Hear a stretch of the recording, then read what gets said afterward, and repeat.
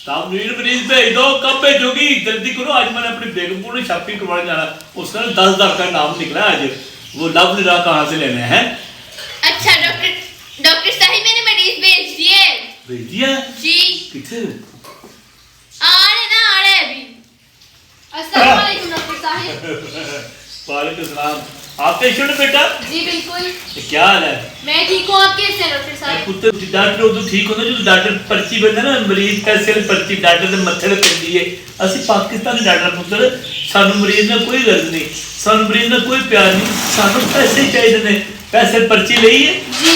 कितने की ली है? 6,000 की। 6,000 की पर्ची? फीस 2,000 6,000 4,000 फटी लाती तू। मैं बाद में पूछी पहले मरीज चेक करना है दीदी पुत्रा। जी बेटा की प्रॉब्लम है? डॉक्टर साहब मेरे साथ ये मसला है कि मुझे रात को ना नींद नहीं आ रही।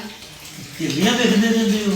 नहीं डॉक्टर साहब, आपने खबर तो सुनी होगी पाकिस्तान और अफगानिस्तान की जंग की। आज माशाल्लाह पाकिस्तान अफगानिस्तान टका के फैंडी ला रहे हैं। लेकिन आपने ये भी खबर सुनी होगी कि हर बड़ा एंकर जब भी टीवी खोलेंगे, यूट्यूब ऑन करें, यही कह रहा होता है कि अगली बारी पाकिस्तान की है। इसका क्या मतलब है कि अगली बारी पाकिस्तान की है? अगली बारी पाकिस्तान की है बेटा, मैं थोड़ी गल समझ गया। इलाज थोड़ा होएगा, पहला तो मैं गल दस दवां।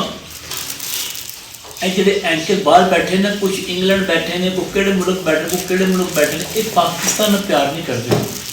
ਅਗਰ ਇਹਨਾਂ ਨੂੰ ਪਾਕਿਸਤਾਨ ਨਾਲ ਪਿਆਰ ਹੋਵੇ ਤੇ ਇਹ ਲੁਕ ਛੁਪ ਕੇ ਬਾਹਰ ਜਾ ਕੇ ਨਾ ਬਹਿ ਜਾਣ, ਠੀਕ ਹੈ?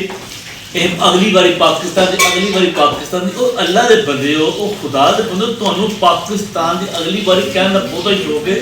और तुसी नबी पाक सल्लल्लाहु अलैहि वसल्लम मनन वाले हो, आपका सल्लल्लाहु उम्मतियां सी, और तुहानू ये नहीं पता कि मुसलमान दा जज्बा कितना है और मेरे नबी ने किन जंगा जित्तियां सन। ओ भुल गए हो, तू जंग भुल गए हो। और मैं कई दसा मैनू समझ लगदी है कि ये गाज़ियां उत्ते करम नबी दा रब दे रंग नयारे ने, और 350 शेरा और 540 मारे ने। ये गल भुल जा पुत्र, इन्होंने समझ, इन्हें बस पैसे चाहिए, ऐसे यूट्यूब पुठे सीधे गल्लां करके सियासत विच वाड़ के नंबर टंगते रहते हैं, पैसे इकट्ठे करते हैं और अपने ही हुकूमत के खिलाफ बोलते हैं। तुसीं पुत्र यह जिहड़ी DGISPR साहब की जिहड़ी परसों कानफ्रेंस हुई है, प्रेस कानफ्रेंस, तुसीं नहीं समझ, मैं नहीं सुनी है पुत्र। उन्हें फरमाया साडा आर्मी चीफ आसिफ मनीर शहजादा शेर अल्लाह दा, ये उन्हें हद कर दी है। उन्हें जिस तरह इंडी लत भरनी है, उन्हें भारत अफगानिस्तान की भी देनी है इंशाल्लाह, बल्कि भन दी है। और साढ़े DGIS पर फरमाया और पूरे मुसलमानों चैलेंज करता, गल सुनो अगली बारी तुहाडी ते अगली बारी तुहाडी।